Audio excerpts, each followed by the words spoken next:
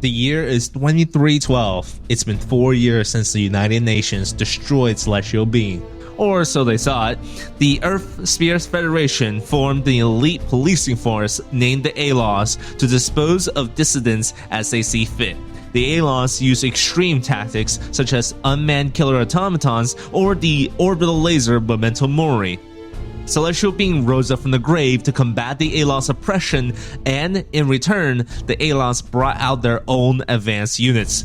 The GNX Y901TW Susanowo is a prototype unit upgraded from the Masaru and designed for fierce melee combat. Its weaponry consists of dual swords, a Tri-Punisher beam cannon, beam chakrams, and the infamous Trans Am.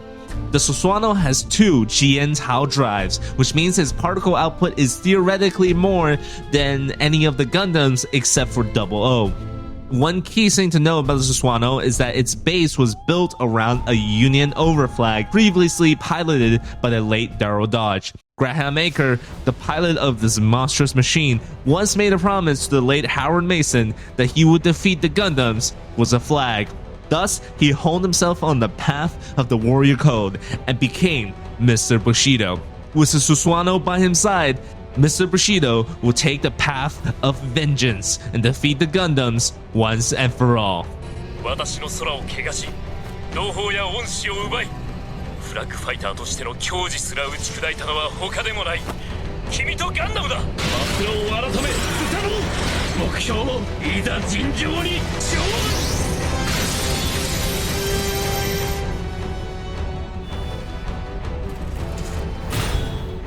Keep in mind that all stats presented here are subject to change, but they will always be updated on the Gundam Evolution database. Susanowo is a tanky melee brawler with 1100 HP and 2 short dashes. On paper, these stats mean nothing special until you find that the Susanowo has a trick involved. Every time you get a kill or assist, you'll receive 400 armor instantly. This is due to his passive I Live to Fight. Now, this 400 armor is really only 395 armor because it immediately starts to decay at a rate of 50 armor a second. The armor you receive will stack up to 900 armor, which means you can reach a total health pool of 2000. Any armor Susanowo gets from other sources, such as the Unicorn or Dom Trooper, can stack on top of this 2000 armor pool. This is a major advantage over other melee characters because it means that Susanowo can survive in situations where the others can't. However, do note that the Susanowo is a melee brawler with a large hitbox. He gets rewarded for getting those kills, but he still needs his team for good setup, or else he's just gonna get targeted down on the way in. When you do get rolling with the kill resets though, the Susanowo could be the hardest mobile suit to kill in the entire game.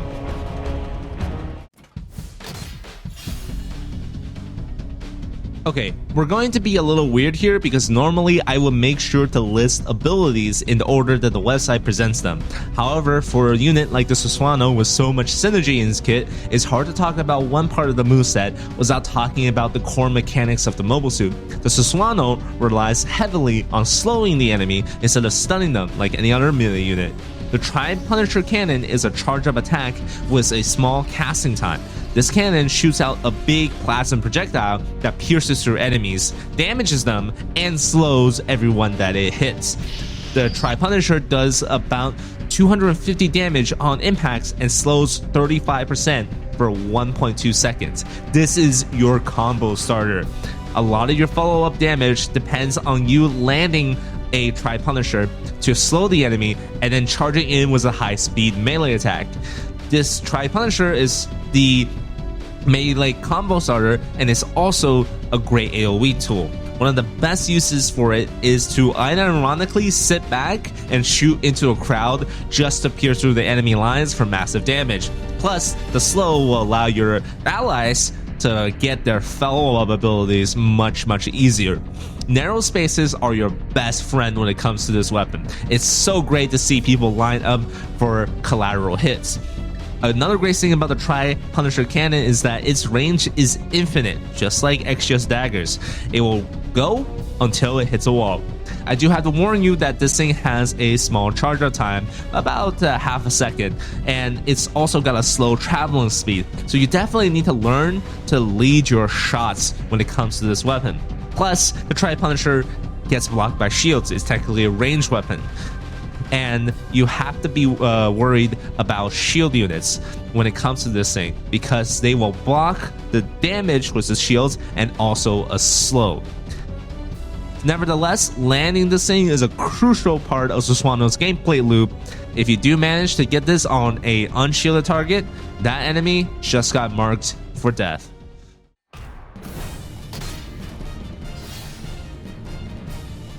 Have you ever wanted to go so fast that the G-forces causes you to cough up blood? No? Well, that's what it means to pilot the Susanowo. You dash 150 meters forward and slash through all units, dealing 200 damage. When the enemy is slowed, either by you or another ability like the Pale Rider CMP, the high-speed melee attack does a bonus of 100 damage. Just like how Mr. Bushido will go to any lengths to defeat the Gundam, this ability will always go to the full distance unless stopped by a wall.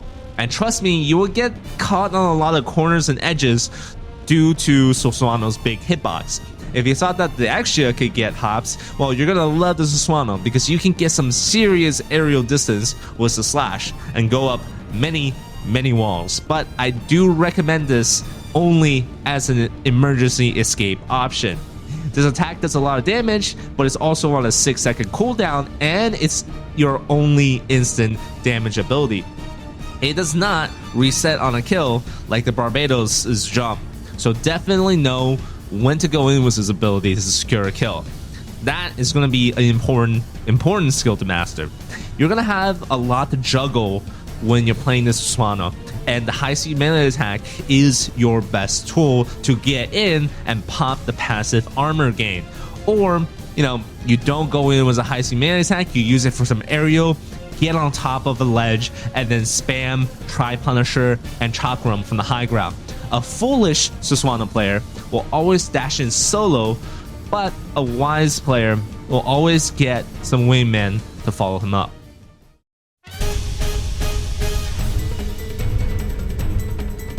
Technically, this was never used in the show.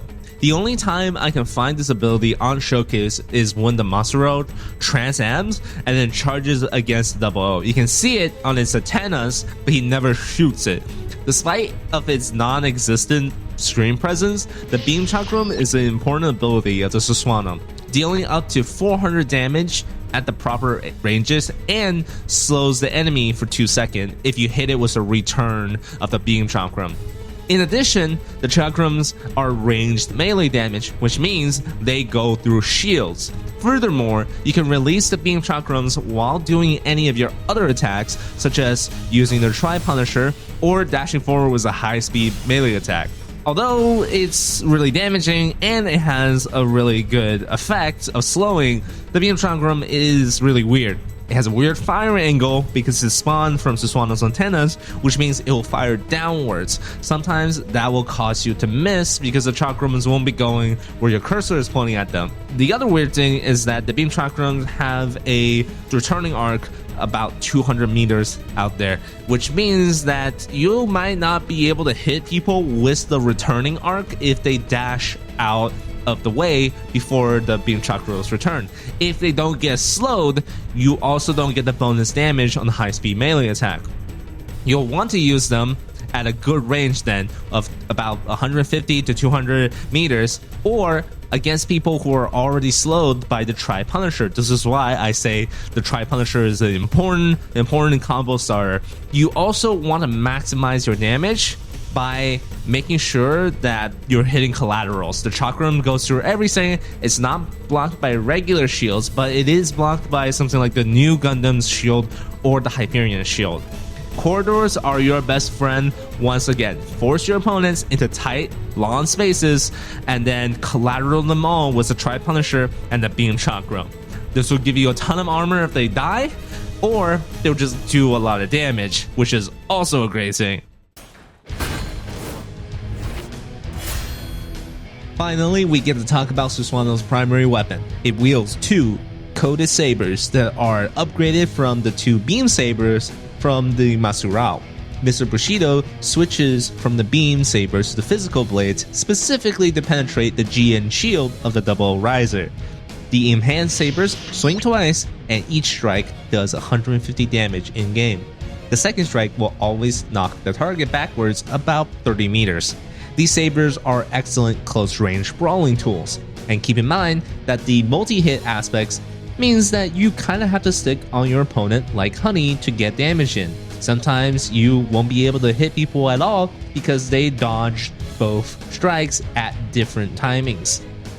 This is where the other parts of Susanowo's combo really becomes important. The Beam Chakram and the Tri-Punisher both have slows that will boost your melee potential a lot. You really want to use the regular melee attack at a combo finisher or just a brawling tool in general. There's a secret to the blade though that will only be unveiled during とくと見るがいい。盟友が作りし我がマスラオの奥義を。あれはドランダム。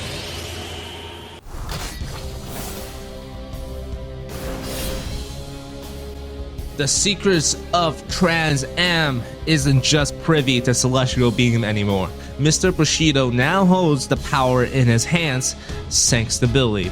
In the show, the Susanowo is massively boosting his performance to the point of being able to keep up with a Trans Am double riser. And we all know the double riser is overpowered as hell.